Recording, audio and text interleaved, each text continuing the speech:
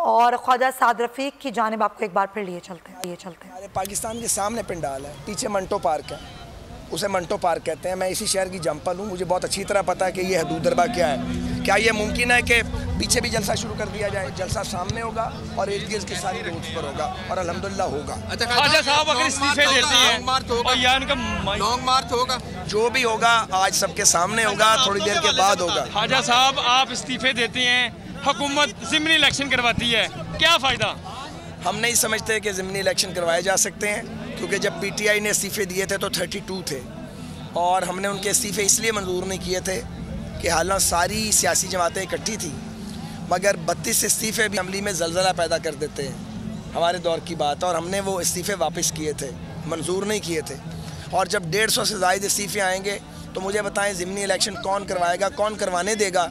और वो अगर कोई ऐसी कार्रवाई डाल भी देता है तो उसकी हैसियत क्या होगी कागजी कार्रवाई की? आपको याद है कि मशरकी पाकिस्तान में इंतखाबात करवाए गए थे, डमी इंतखाबात। उस डमी इंतखाबात को किसी ने माना था?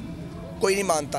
एक तरफा इंतखाबात को कोई नहीं मानता जिसमें अपोजिशन मौजूद ही ना हो, वो कागजी होते हैं। अच्छा। इन इंतखाबात को कोई नहीं मान रहा तो कागजी को कौन मानेगा? हुकूमत की जानिब से मुज़ाकरात की दावत दी गई। चौधरी गुलाम सरवर खान ने कल जो प्रेस कॉन्फ्रेंस की, उसने कहा कि हम मुज़ाकरात करना चाहते हैं अपोजिशन के साथ। क्या कहेंगे, करेंगे मुज़ाकरात उनसे?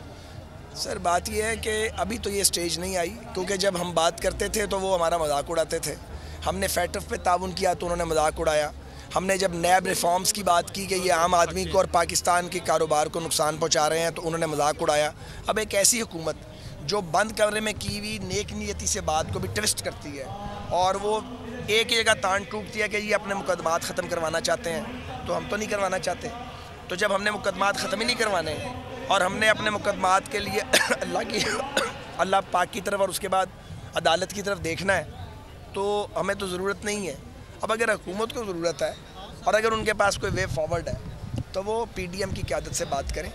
आसान तरीन तरीका ये है, मैं पहले भी पेश कर चुका हूँ, कोई दिक्कत देखें ना। वो कहते हैं जी कोरोना फैल रहा है, कोरोना तो फैल रहा है, कोरोना के अलावा एक वायरस और भी फैल रहा है। अब अगर मैं और आप यहाँ पे अपने जान को ख़तरे में डाल के आ गए हैं कोरोना के बावजूद, हम सब इंसान हैं, तो इसका मतलब है कोई एक वायरस ऐसा है जो कोरोना से ज़्यादा ख़तरनाक है और पाकिस्तान के लोग उस वायरस से निजात चाहते हैं।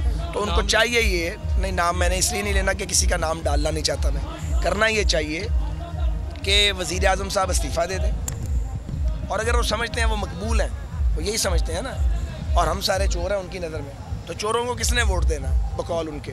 और ये जलसा भी उनकी नज़र में कुछ नहीं है, सारा जो बिल्डअप हुआ वो भी उन्हें नज़र नहीं आता। तो फिर डर किस बात का? इस्तीफ़ा दें, कोरोना से भी जान छूट जाएगी, बाकियों से भी जान छूट जाएगी जो जिस तरह के वायरस चल रहे हैं, और लोगों को आप फ्रेश फैसला करने दें, फ्रेश मैंडेट आएगा। Thank you.